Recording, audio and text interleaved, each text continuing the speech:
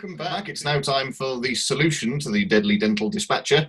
I hope you've all been gargling for glory in the interim. But first of all, before the solution is revealed, we have to hear our regular suspects' theories, see if they've managed to piece this one together. I think, as is traditional, we'll go in reverse order, not least because Lex already had a theory and everyone else was clueless. So they've all had an opportunity to watch it back again.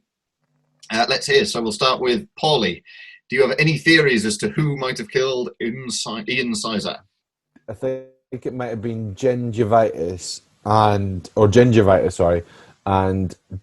Dan working together. But we were told how he was killed because was it through He was stake through the heart or something like that. I originally said gingivitis. There's something to do with the brushing of the teeth and the smile and the nitrous oxide, but no. I'm gonna say it was gingivitis because she found out he was having an affair with Dee, and that's why he wanted to get rid of her. It's probably wrong. Okay. But there you go. Well, excellent theory.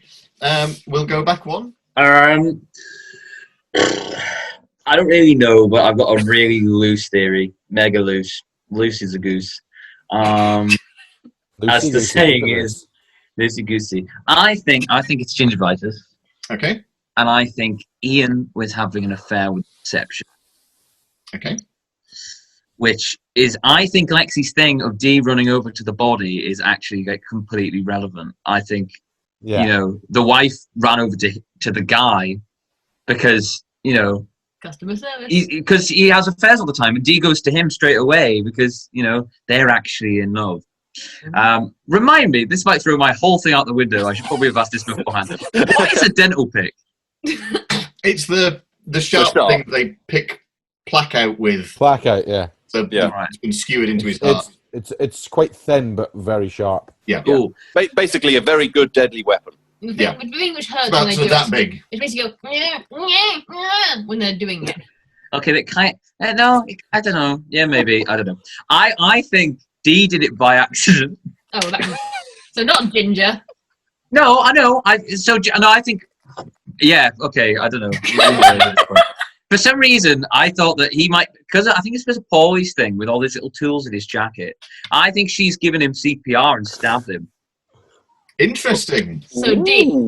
Like she's put her hands over his chest where the pocket is and just went and stabbed him. So Dee accidentally. So you think it was Dee but accidental? Yeah, I think Dee was. Accidental dab.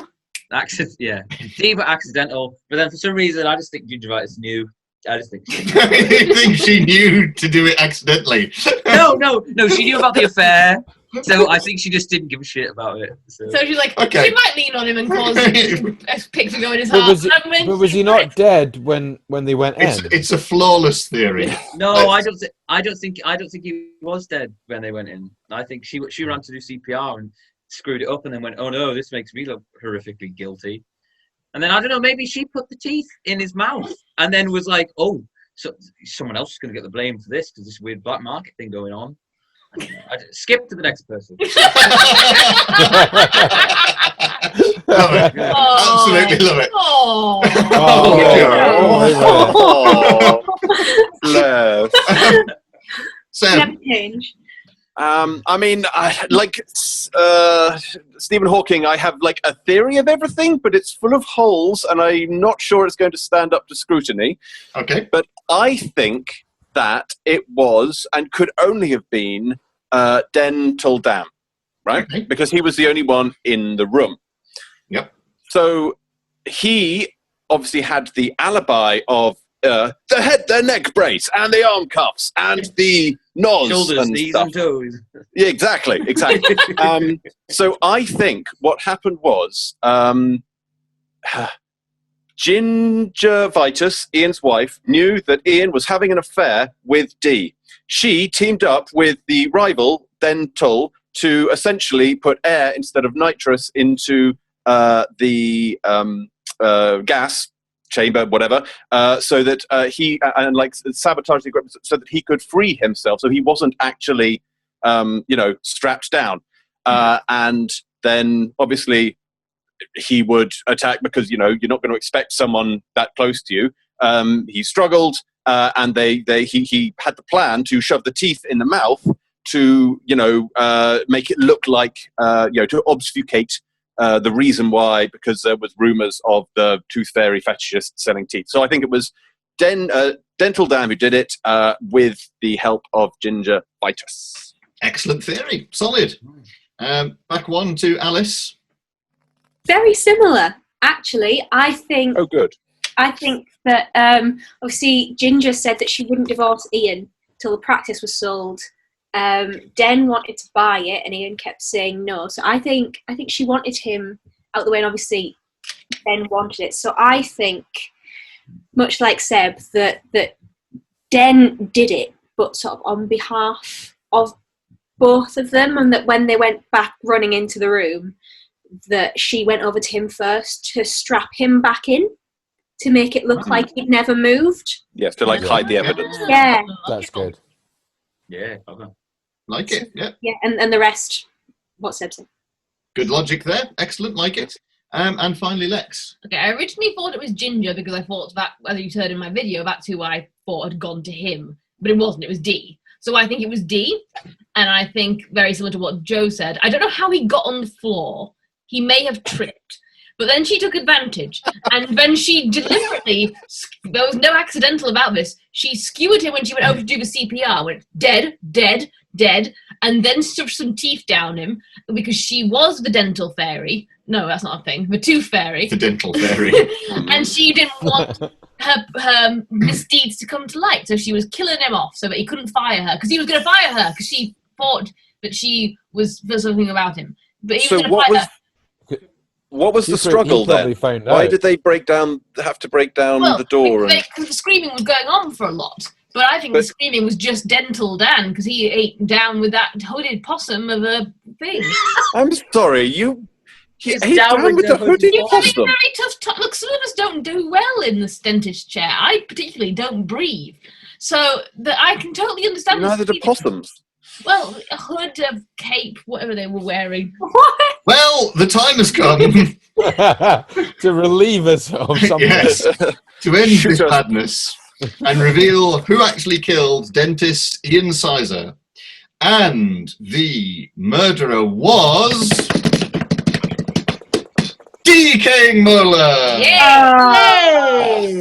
And for watching all that struggle of Joe, he actually pretty much managed to get the exact correct answer, pulling it out one bit at a time, except Lex was also right because it was not accidental. Right. She was being fired and no one knew why. She was the one nicking the discarded teeth to sell on the black market. A dentist and a dental hygienist. Well, a dental hygienist doesn't take them out. A dentist would discard them, but the receptionist quite happily picks them through to sell on the black market. We knew she was being got rid of. That was why. But various key details to make sure you got this. Seb was absolutely correct, as was Alice, that no one else could have got in the room. There was no other way in or out. But we did hear that Den, or Dental Dan, as I'm going to call him from now on, I think, was restrained in the chair, and he was restrained. There was no way he could have got out. He was nitrous and in the chair. So what else could have happened in the room?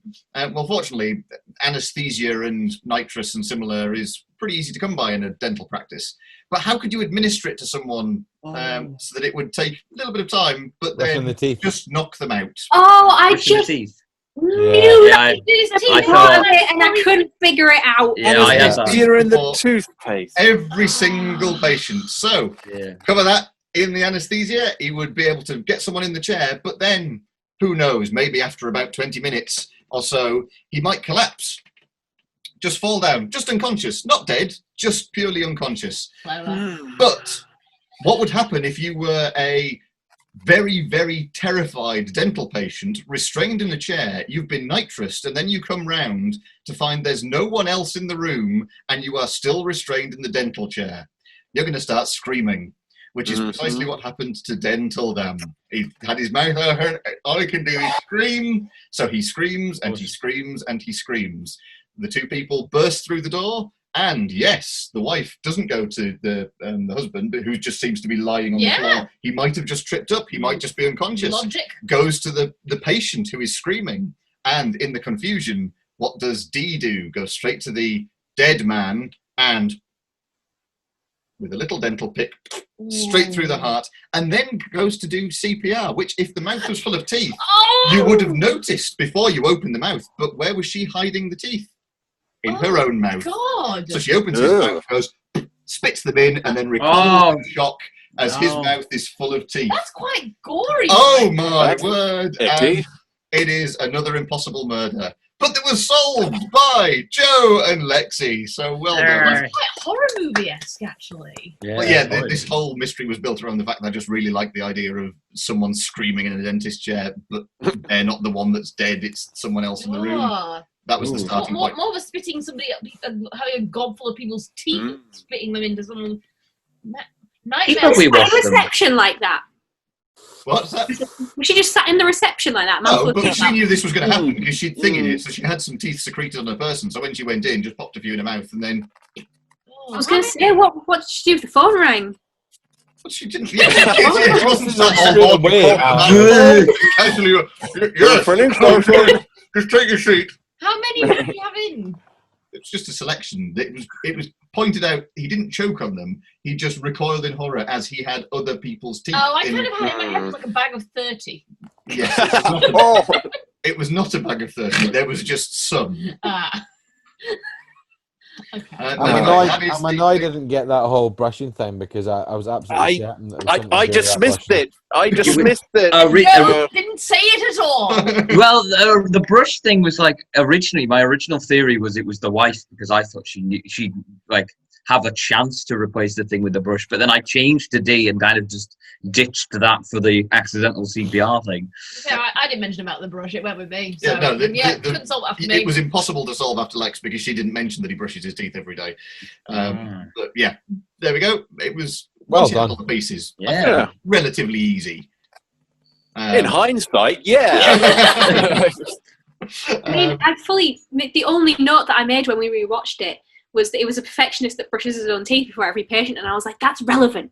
That's so weird. That That has is a to be clue pigeon relevant. line And if ever there was I just couldn't find where it went. And now I'm angry. Excellent. Good. Where Well, does the clue pigeon fit? It's flapping in my face, and I just don't know where Where to to be. put it? that's the best kind of clue pigeon. Well, hopefully you at home managed to solve this one. I'm sure you did. And well done to our two suspects who did manage to solve this one. Commiserations to everyone else who got close, but no cigar. And join us again next week for a brand new Unreliable Narrator, where again we may have a guest. Hopefully we'll have a guest next week. I'd like the idea of us having one on, one off. And for another, I suspect another quite heavily accented mystery, Oh, God. because you all find it harder with an accent, so I don't have to write all the mystery. So yeah, I'll just keep doing silly accents and silly voices for a while. But do join us next time. In the meantime, share, like, And floss on. Tell people. and yes, What tell did you people. say, Lex? What? Floss on. Floss on. That famous expression. It's like jog on, like when we had a couple of weeks ago, jog on. Jog on, the character you made up, Yeah, and now also. Floss is his sister. because Chog is the name. Neva's dead. It's nearly Jock. Dirty Den. Oh, damn. Then Dennis. It's short for Yeah. Dennis. Oh, Dennis is very much the name. Okay. Yeah. Okay. So on that note, floss on, gargle for glory, and join us again next time for a brand new Unreliable Narrator. In the meantime, bye-bye.